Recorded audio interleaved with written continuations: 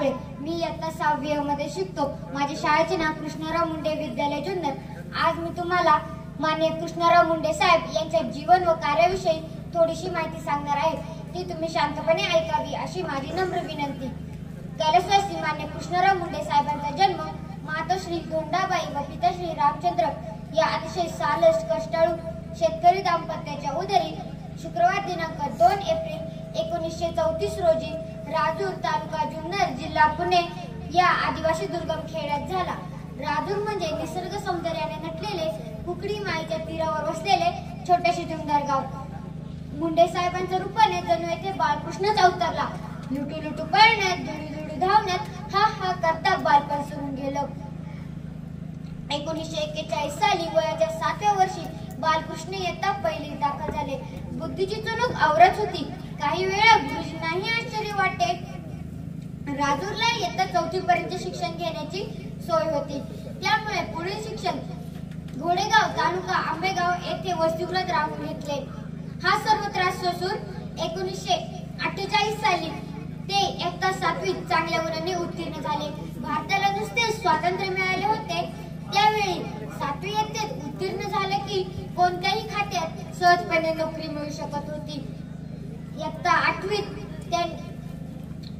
8वीत ते शंकरराव बुट्टे Patil new English medium school येथे प्रवेश घेतला व पुढील 3 इयत्ता 8वी, 9वी, 10वी या इयत्ता तिथेच पार पाडल्या. पण घरगुती परिस्थितीमुळे त्यांना मॅट्रिकची परीक्षा देता आली नाही. आपल्या आई वडिलांचे स्वप्न अपूर्ण राहते की काय असे त्यांना वाटू लागले. पण भाऊसाहेब राऊत या रूपाने एक त्यांना देव माणूसच मिळाला. त्यांनी मुंडे साहेबांना मॅट्रिकच्या वर्गात नाशिक येथे दाखल केले व खेताडे गुरुजींच्या वसतिगृहात राहण्या जेवण्याची सोय केली. समाजसेवा म्हटले की मुंडे साहेबांच्या समाजसेवा हा गुणधर्म जन्मतः त्यांच्या अंगी होता.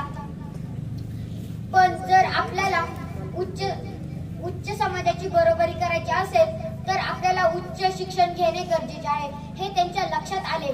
त्यामुळे त्यांनी कामासोबतच शिक्षण घेण्याचे ठरवले व त्यांनी पुण्याच्या SP कॉलेज येथे प्रवेश घेतला.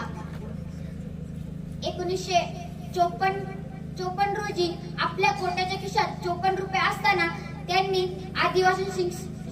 आदिवासी शिक्षण संस्थेचे बोकड गुरुजी, साबळे गुरुजी, बिरनक गुरुजी या प्राथमिक शिक्षकांसोबत सुरू केली व 1960 साली जून महिन्यात केवाडी येथे राजे मुकणे यांच्या सत्कार समारंभाच्या कार्यक्रमाचे नेतृत्व मुंडे साहेबांकडे होते. एक उजळता तारा हा किती तेजस्वी आहे हे मुकणे राजे यांच्या लक्षात आले. 1972च्या दुष्काळात लोकांची दुष्काळी कामे, पिण्याचे पाणी या मोर्चांचे नेतृत्व मुंडे साहेबांनी केले. समाजकार्य म्हटले की त्यांच्या अंगात वारे संचारल्यासारखे व्हायचे.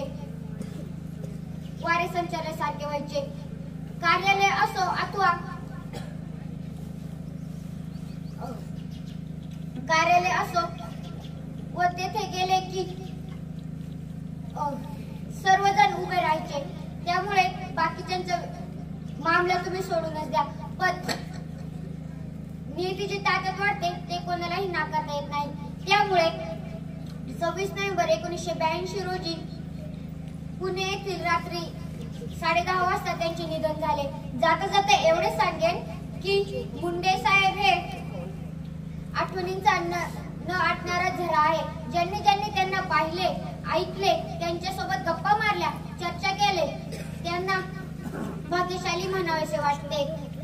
मुंडे साहेबांची आठवण येता भरून येतं उर. मुंडे साहेबांची आठवण येता भरून येतं उर. अहो अनेक झाले कार्यकर्ते पण मुंडे साहेब त्यातील कोहिनूर.